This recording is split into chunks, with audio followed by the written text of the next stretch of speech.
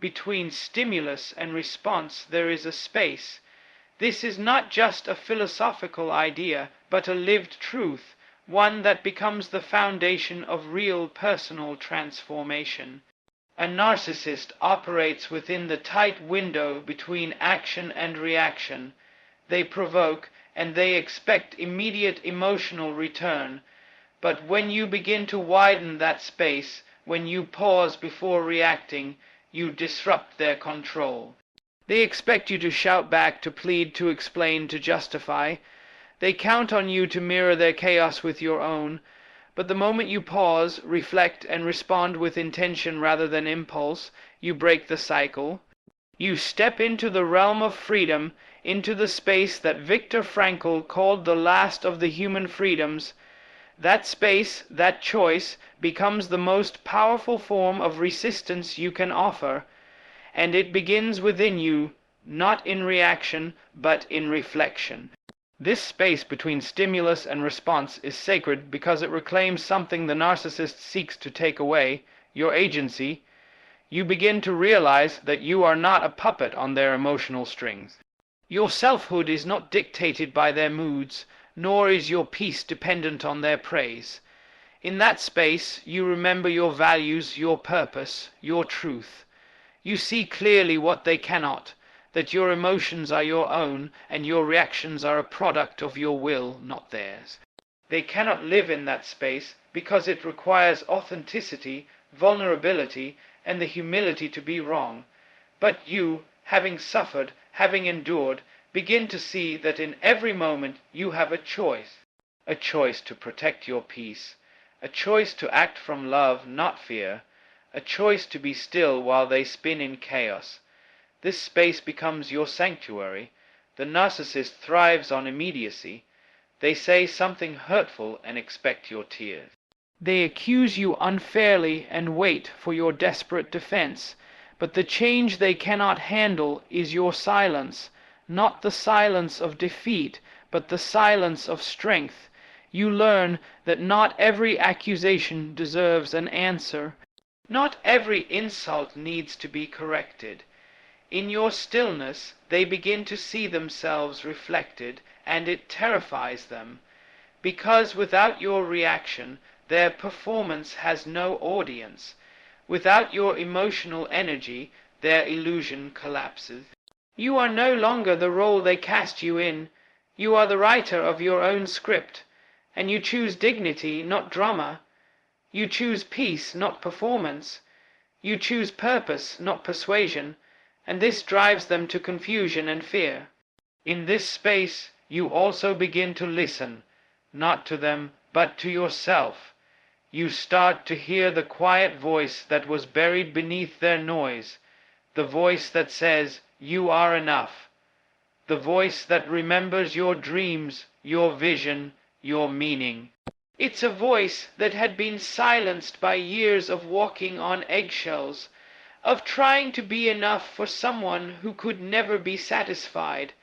But now it returns, and it returns because you are no longer trying to win their approval.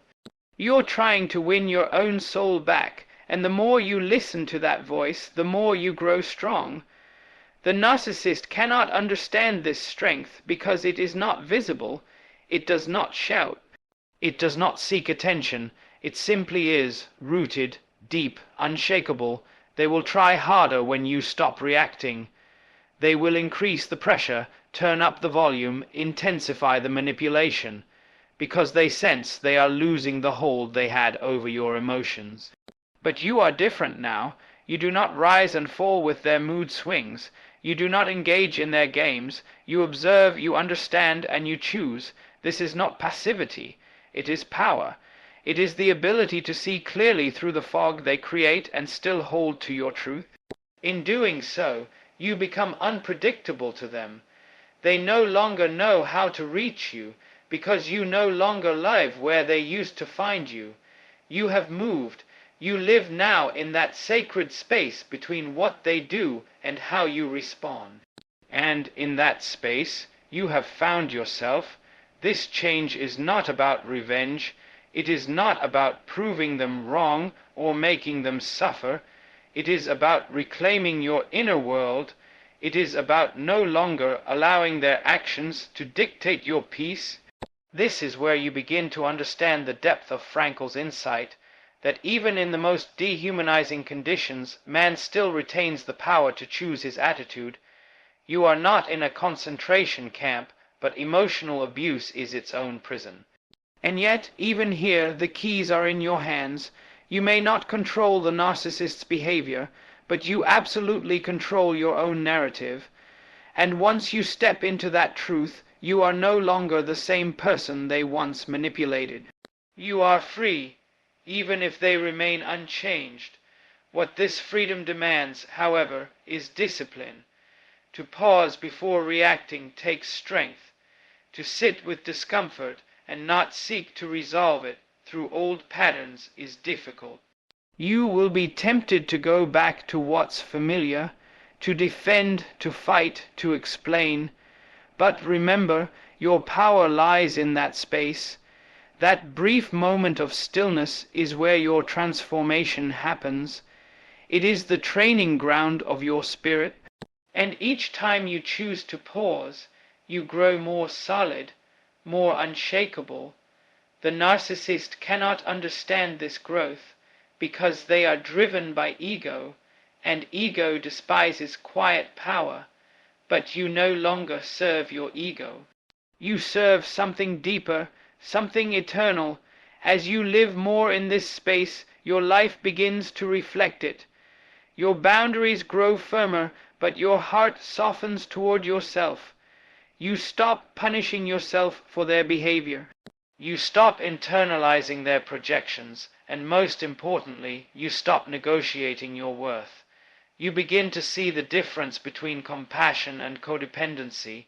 You can feel empathy for their wounds without being a casualty of them. And this is the transformation they cannot handle. They want you broken, so you stay attached. But your healing makes you independent. Your silence speaks more loudly than any argument could. Your presence becomes a mirror in which they see what they are not ready to face. In the end, this change is not about them at all. It is about you reclaiming your soul. It is about stepping into the awareness that no one can control your mind unless you give them permission. And when you stop giving that permission, everything changes. The narcissist can't handle this version of you, not because you've become cruel, but because you've become clear, and clarity is their enemy. You are no longer fueled by fear, but by meaning, and meaning gives you wings. In the quiet power of your chosen responses, you become more than they ever expected. You become yourself, finally, fully and freely. A narcissist needs you to believe that your worth is dependent on their approval. They become the judge, the mirror, the measuring stick. Your value, they suggest, rises and falls with their mood. If they praise you, you shine. If they withdraw, you crumble. This dynamic isn't just emotional, it's existential.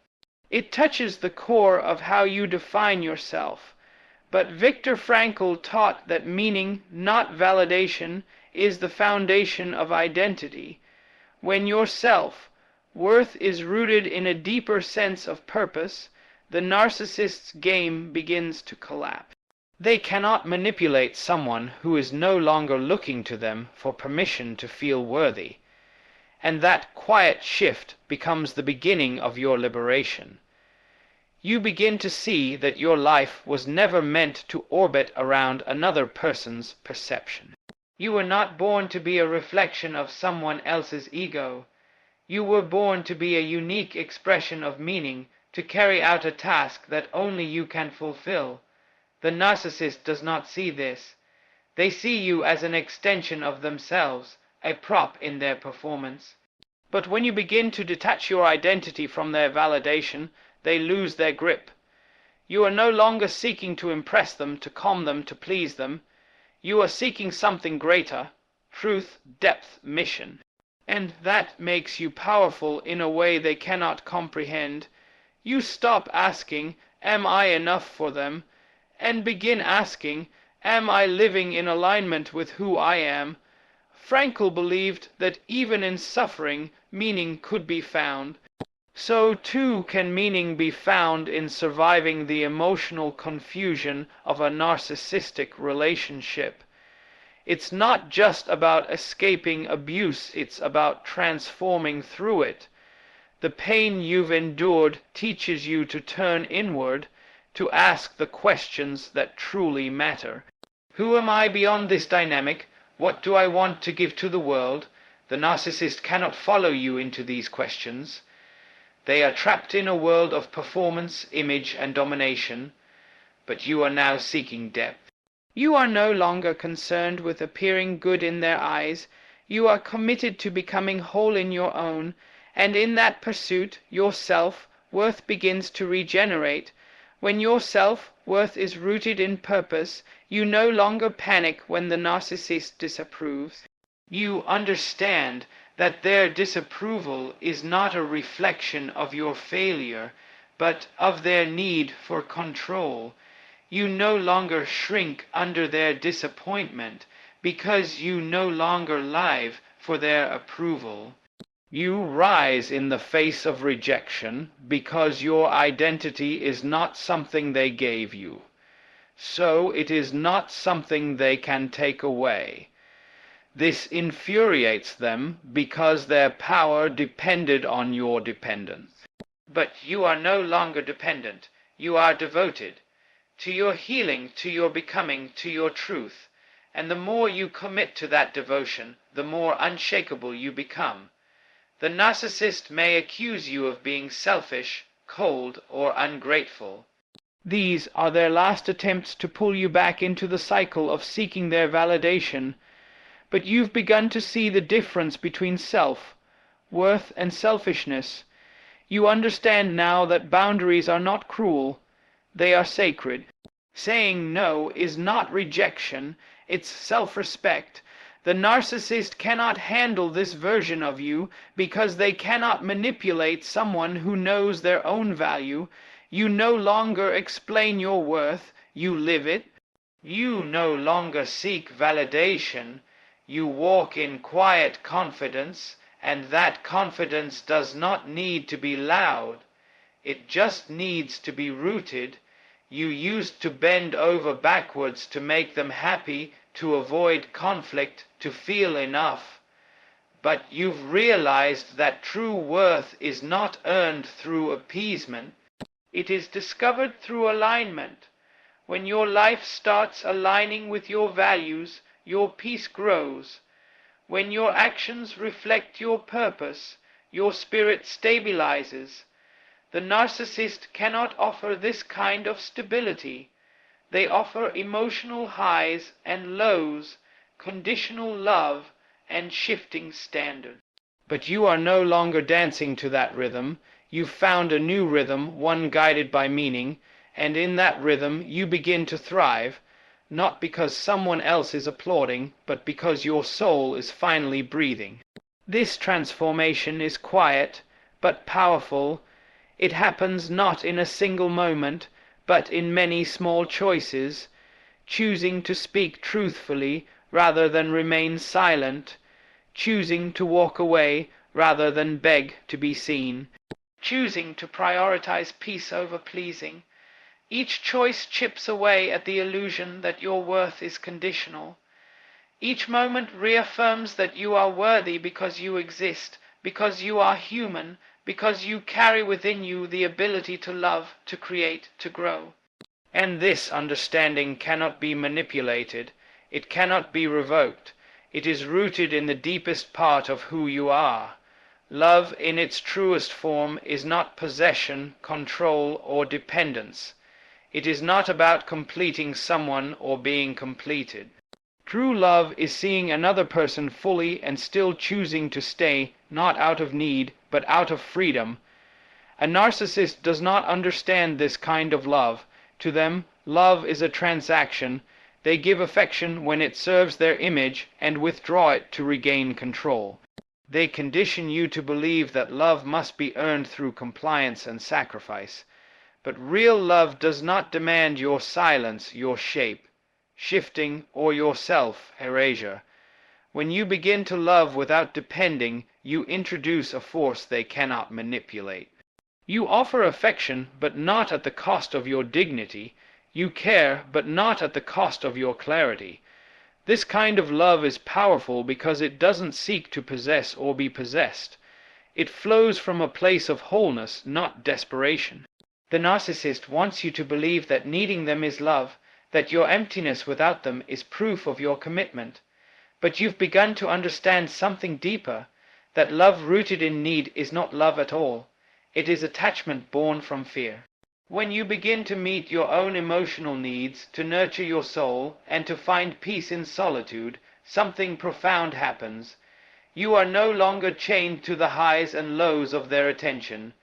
You are steady even when they are absent. You remain kind even when they are cruel. That stability is threatening to them, because it means you are no longer theirs to control.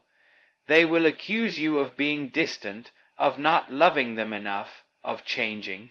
In their mind, love must look like dependency, it must look like surrender, but the change they cannot handle is the calmness with which you now love. You can be present without being consumed.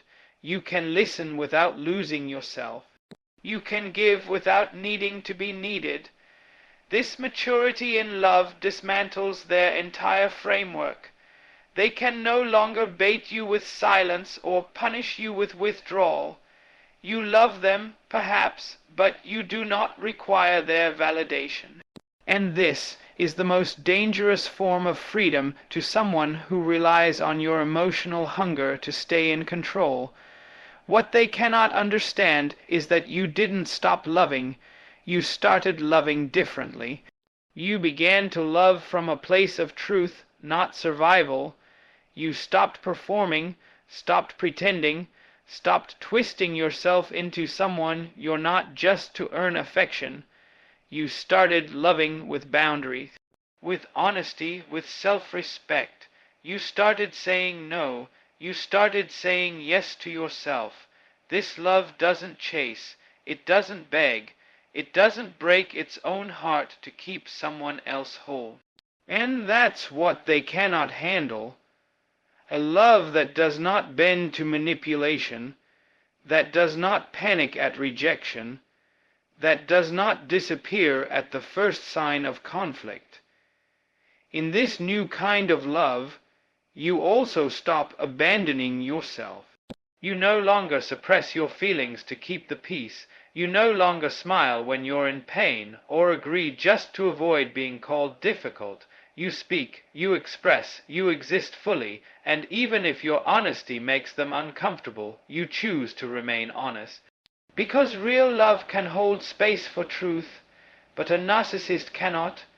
They need you agreeable, quiet, apologetic. They need your love to be submissive, not sovereign. When you refuse to shrink, they lose their grip. When you stay rooted in your authenticity, their illusion begins to unravel.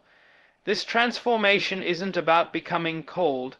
It's about becoming clear. You still feel deeply, you still care, but your care is no longer driven by the need to be chosen. You understand that being chosen by someone who doesn't see you is not love. It's erasure. So you choose differently now. You choose connections that honor your depth, that embrace your truth, that thrive in mutual respect.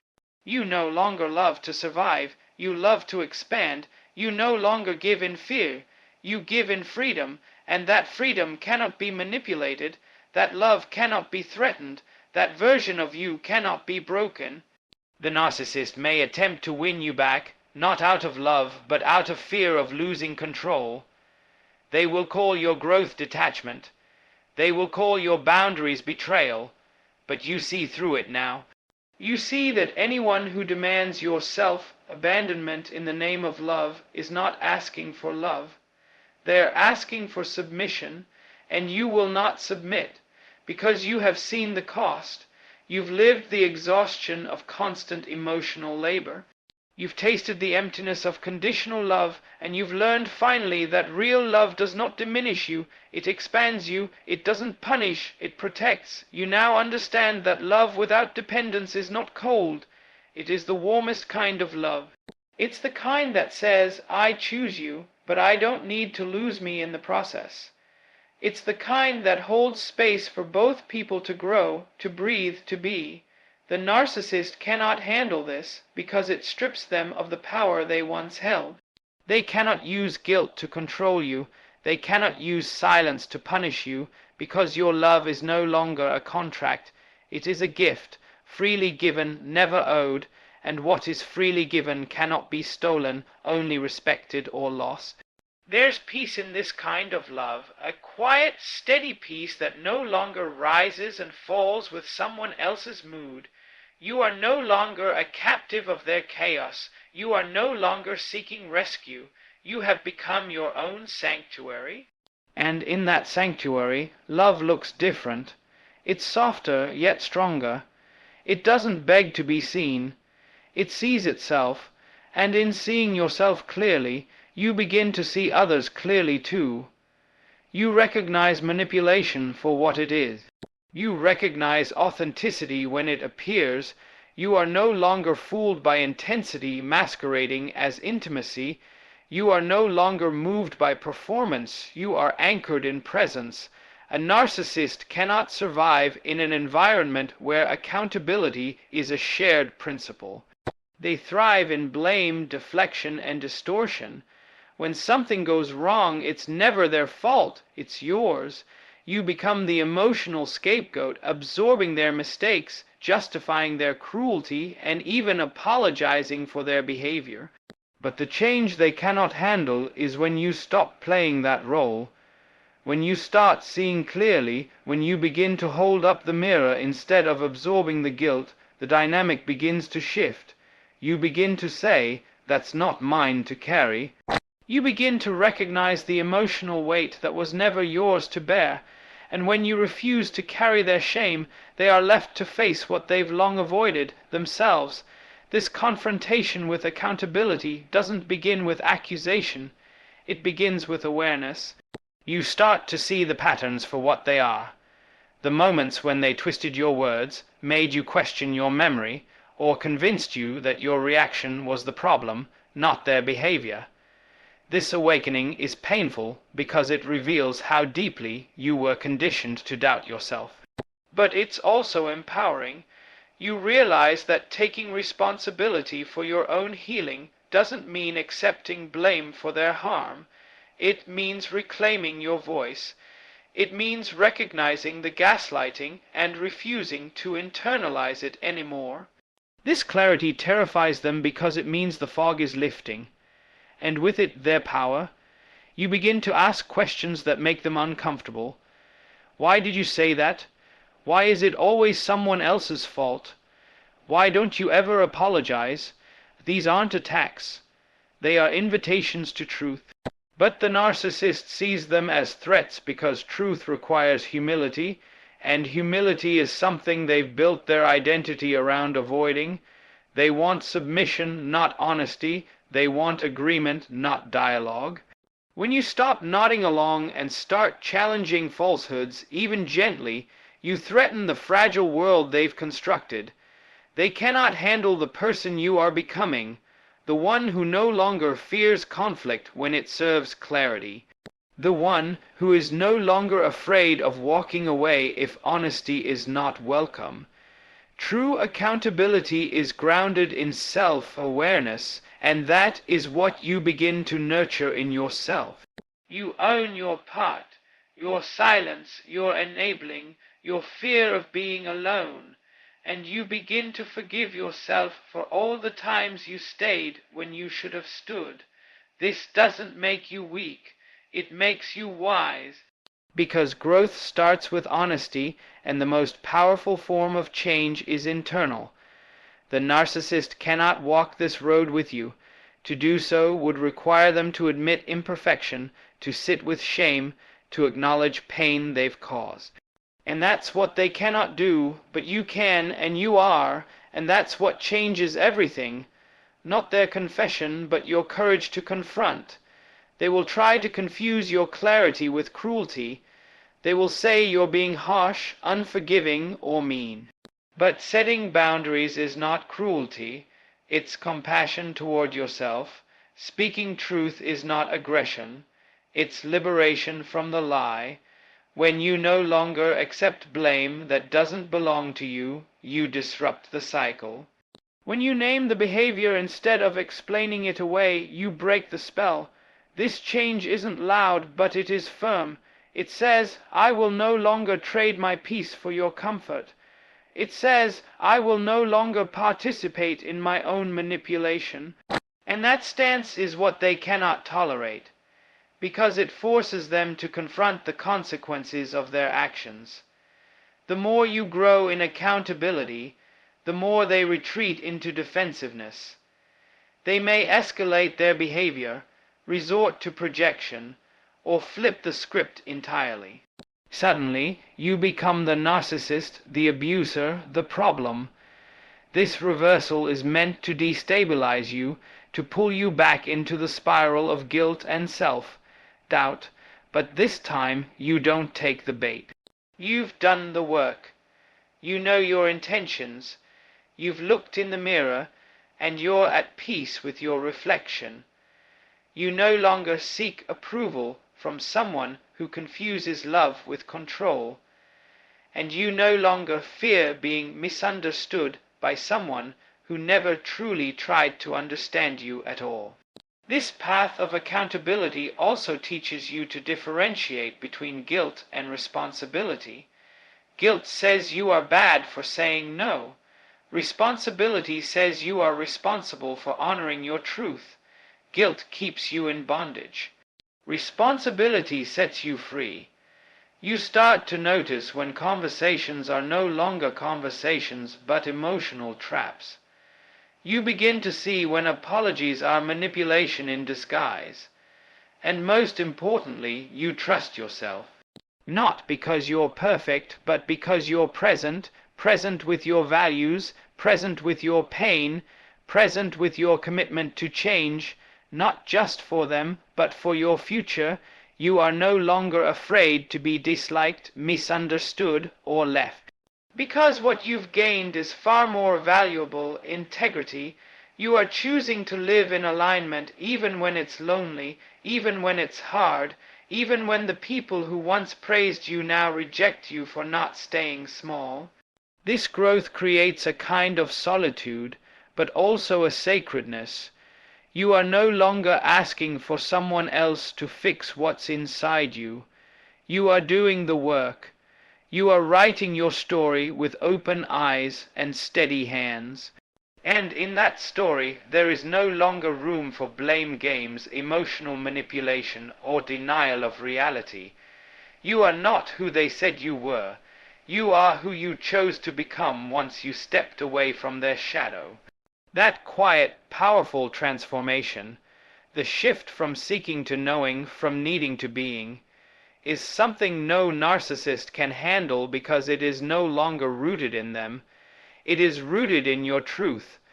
This journey you're on is not just one of recovery. It is a return to yourself, to your voice, to your intuition, and most of all, to your power. Not the kind that dominates or controls, but the kind that lives in stillness, in self-respect, in unshakable clarity. The narcissist built a world where you doubted yourself, where you questioned your worth every time they withdrew their affection. But you've learned to love without fear, to give without losing, and to stand without shaking. That kind of strength is not loud, it's not dramatic. It's quiet, humble, grounded, and that makes it unstoppable. They may try to return. They may try to provoke you, charm you, or guilt you back into the role you've outgrown. But you know now, the role was never meant for you. It was built to keep you small, and you were never small. You just forgot for a while. Healing doesn't mean you stop feeling. It means you stop allowing those feelings to drag you backward. You begin to sit with pain without being consumed. You begin to let go without needing closure. You begin to forgive, not for their sake, but for your freedom. The person you're becoming does not need revenge or validation. They need peace. They need purpose. And they are building a life that reflects that, one decision, one boundary, one moment of self-respect at a time. This change in you, the clarity, the boundaries, the self, love, is what a narcissist cannot understand. Because they live in performance, but you've stepped into authenticity. They survive by controlling others, but you've learned to master yourself, and that is a kind of transformation that is irreversible. You can't unsee the truth.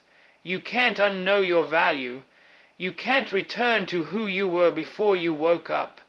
And why would you want to? That version of you was surviving. This version is living. So walk forward, not with anger, but with grace. Not with bitterness, but with wisdom. You are not broken. You are becoming. You are not lost. You are finding your way home, and no matter how loudly they scream or how quietly they withdraw, remember this: they cannot handle the real you. Because the real you is free, the real you is whole, the real you knows that love does not mean losing yourself. The real you will never beg to be seen again, because you see yourself now, and that changes everything.